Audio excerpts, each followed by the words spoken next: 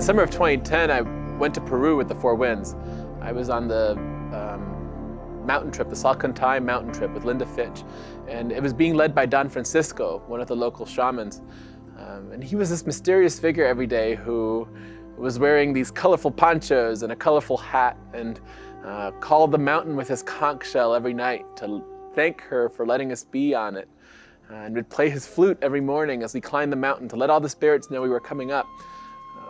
And when we sat in ceremony with him, and when we saw him sitting on a ridge looking at the mountain, there was this mythic element to him that was really hard to understand. Who was this man? What did he see? What could he do? How did he get to where he got? He would give us the rites, the Munay-Ki rites, right there on the mountaintop, and just receiving and being able to be forehead to forehead with this man was a rite in and of itself. Fast forward to today, February 2012, where I'm sitting in a class helping translate for Don Francisco and rooming with Don Francisco.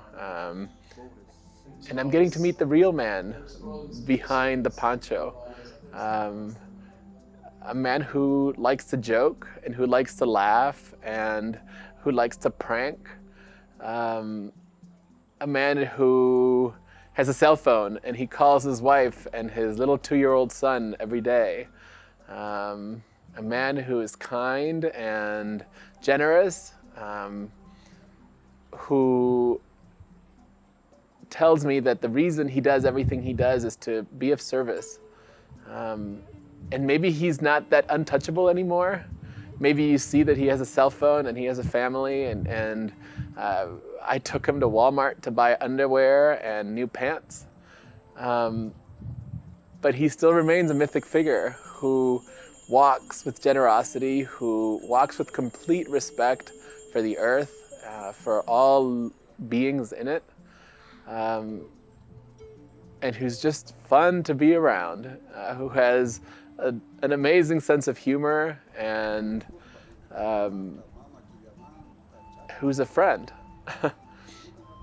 And that in and of itself, getting to know Don Francisco and getting to know the man who offered me the rites of the Munay-Ki has changed my life, has come to give me a greater appreciation of what it is to be a sage and what it is to be a visionary.